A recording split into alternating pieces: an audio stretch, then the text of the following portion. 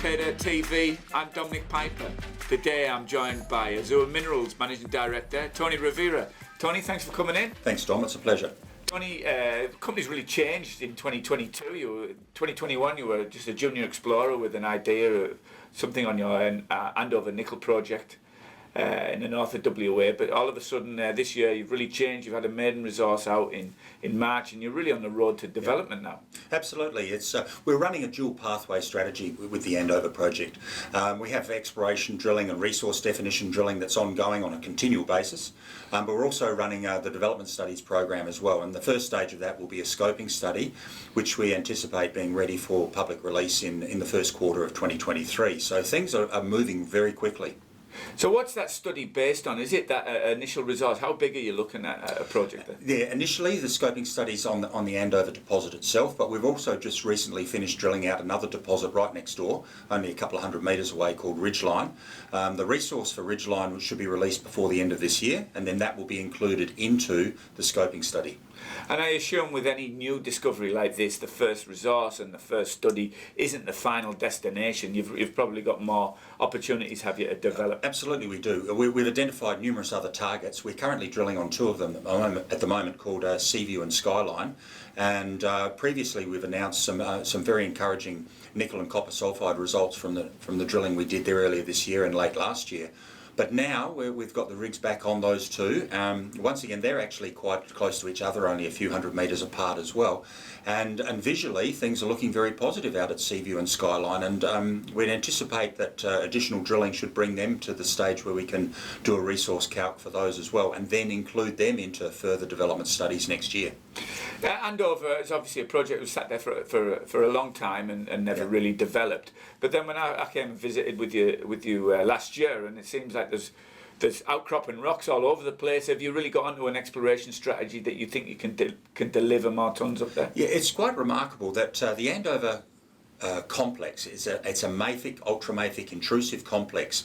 The rocks that form that complex stick out of the ground, and probably 80 to 90% of our tenement area is outcropping rocks of the Andover complex, and so you can walk across the top of the land up there, and the outcropping rocks tell you a whole story. And in parts of it, we're identifying outcropping nickel and copper mineralisation in the form of either fresh sulfides at surface or gossans, which represent more deeply buried sulfide bodies. So we've got a very strong or traditional exploration methodology up there. Firstly, it's boots on the ground. We can map and sample all of the surface rocks, and that's giving us a strong sense of where the mineralisation is. We follow that up with the geochemistry, and then when we get positive results from that, we then follow that up with the geophysical surveys, which is mostly electromagnetic surveying. So a combination of boots on the ground geology, surface geochemistry, subsurface geophysics is giving us a very large or strong pathway of new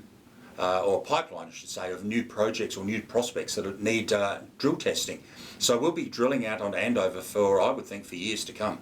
And I imagine that doing all of that early work, that pre-drilling work, gives you the best chance possible of making decent discoveries and enticing hits when you do get to the drill bit. Absolutely, and the fact that we can walk across the surface of the ground out there and we can find outcropping nickel and copper mineralisation in numerous locations is highly encouraging, and it indicates that whole belt of rocks through there, the Andover complex itself, is a very nickel-rich and fertile environment. And we anticipate that over time we'll be able to define multiple deposits, which hopefully will become multiple mines, all feeding into a centrally located processing facility to produce high-quality nickel and copper concentrates. I suppose the other surprising thing, given its outcropping, is the location of the project. I mean, it's just outside the town of Rawburn up there, and it's really advantageous then for you, if you are looking at development, that you've got all of that infrastructure available. Absolutely. I mean, it's quite remarkable that there is this mineralisation that's sticking out of the ground. It's only 5 kilometres from the nearest town. But that location gives us huge advantages. So obviously with a town nearby, we've got certain services and support structure that we can get there. But also Karatha's only another 30 kilometres away, so that's a big town or a city as well. And within our project area, we've got a potable water pipeline that crosses it. We've got a gas pipeline that's across the northern end. We've got high voltage power lines in there, all of which are available for use by third parties. We've got highways and roads that go right through the property area. So you could not get a better located mining and exploration project anywhere in Western Australia.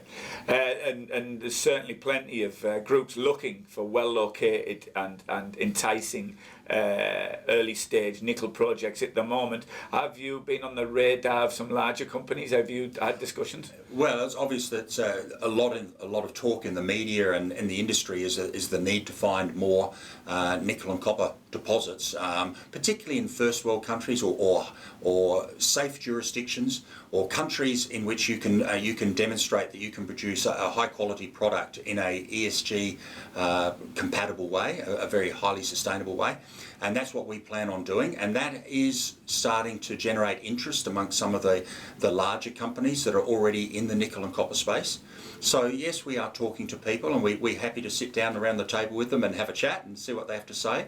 But at this stage, Azure is pushing this project through as fast as possible by ourselves. And if some stage down the track someone else takes a real shine to it, then we'll sit down and talk seriously to them. And you're not under no obligation to go to the market or even to go to a larger player at the moment, because you just recently did a deal with your Mexican assets to bring in some cash. Yeah, that's right. And we sold them for a headline number of $20 million deal. It was half cash and half shares. And we've already received the first tranche of $4 million. We should receive another $6 million within the next 18 months. Plus, we'll end up with about a 20% shareholding in that new company, which is a Canadian company, and which intends to list on the Toronto Stock Exchange very shortly. So that brought extra cash into the company. So we're well funded at the moment, and we've got a solid program ahead of us, and we see no need to go back to the market at this stage. Very encouraging. Tony, thanks for joining us today, and we look forward to hearing your presentation at the Australian Nickel Conference in October as well. Looking forward to it, Dom. Thank you. Thanks.